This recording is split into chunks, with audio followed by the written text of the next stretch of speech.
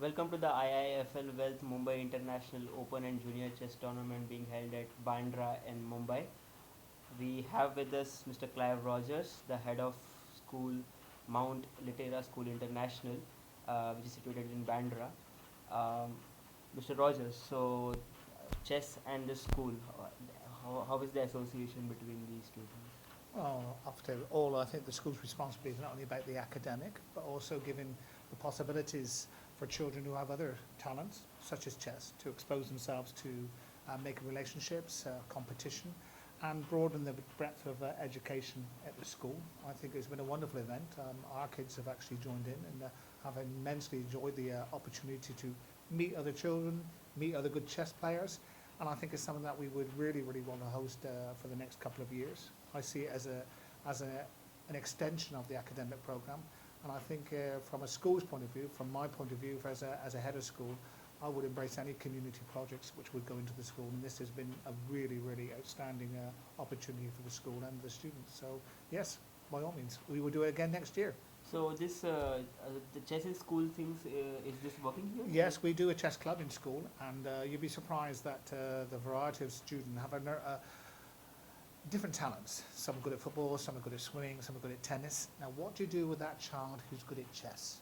Those talents which require a depth of thinking, critical thinking skills, planning ahead, and I think chess offers this as an extension to those children who would not necessarily shine in school in the other areas, but certainly in chess they would shine.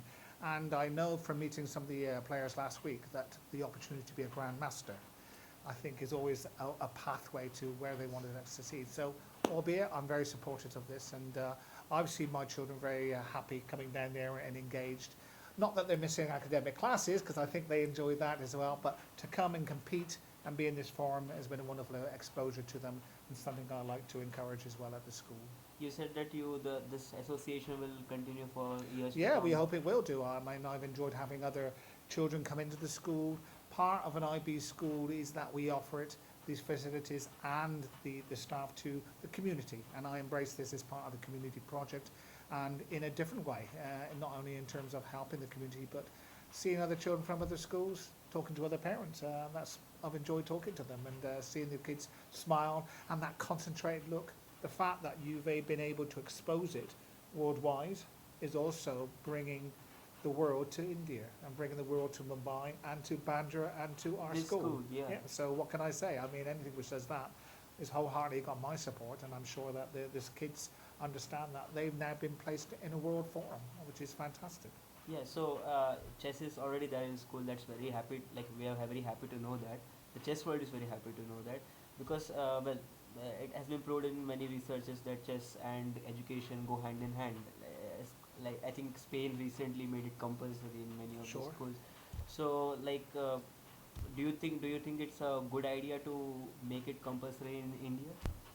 I think it's about compulsory. I think there are many, many different types of educational talents out there which you can endorse in the school. I think making something compulsory, you've got to have, you do something as a talent because you love doing that. I was involved in football early on, and you know it takes 300,000 touches on one football to get that skill. And you do it because you love doing it, because you're fully engaged. I think to nurture that love of doing something is important first. Before you take the big breath of getting it compulsory, what would that do to the sport? How would it affect the sport? How would it affect the outcomes? So at the present time, I think to offer it on a broader scale into as part of a club, and then have pathways from that club. What I would envisage is that somebody would be able to come from the school to the competition, do well in the competition, and then have pathways from that where he could go to a local club or somebody else, be trained up.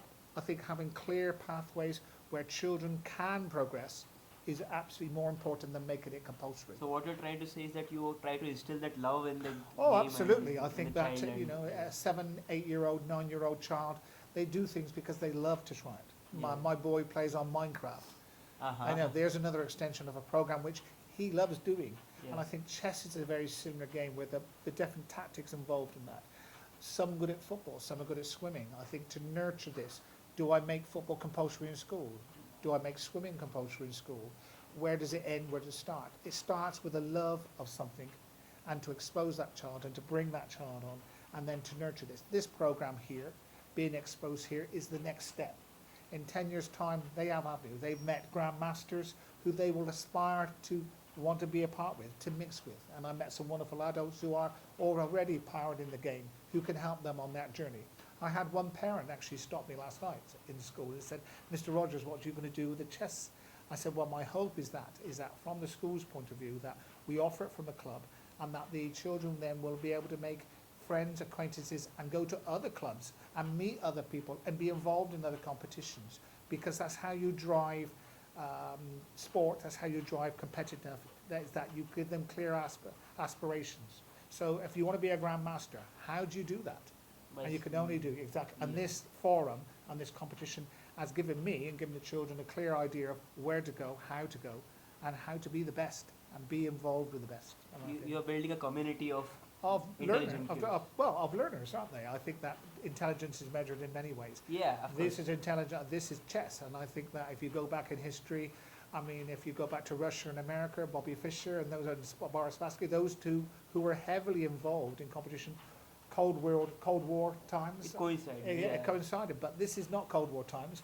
This is a lot of children out there who have a lot of talents, and I think it's a wonderful idea that this competition's unearthed that talent, has progressed that talent, and there's a lot of happy kids going back who have been further exposed, further enhanced, and gone back with a better knowledge and some good friends in the chess world. And I think that's what's been offered.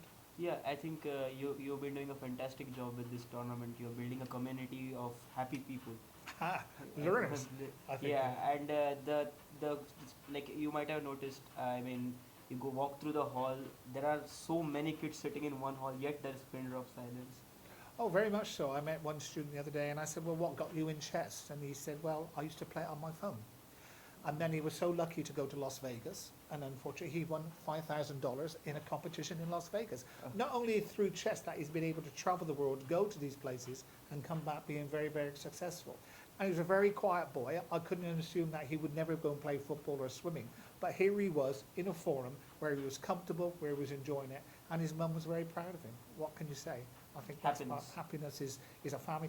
And of course, to all these parents who support these children, I did say that you have football mums, well now you're going to have chess mums who take these children everywhere and really, really engage and support them in this scale, in their belief that they can actually do something and be part of something very important in a child's life and educational process. Well, I was about to ask you how, as an education expert, would you advise parents about chess? Well, you've already done that. Oh, yeah, he's already done that because the actual skills, the critical thinking skills, the way that you plan is absolutely essential. It's a game of strategy. Education is about strategy, inquiring skills, critical thinking skills, and we try in our curriculum to give them that. This is another extension of that, of using it in a what can I say? And I think that this is what one of those areas where I would encourage that in school, in any area that exposes a child to critical thinking skills and to a different range of talents other than being sitting in a classroom academically, stretch them in different minds. And I think that's why. Well, thanks a lot for your time, Mr. Rogers. That's okay. Been a pleasure, and anytime. See you next year. Yeah, sure. Thank you very much.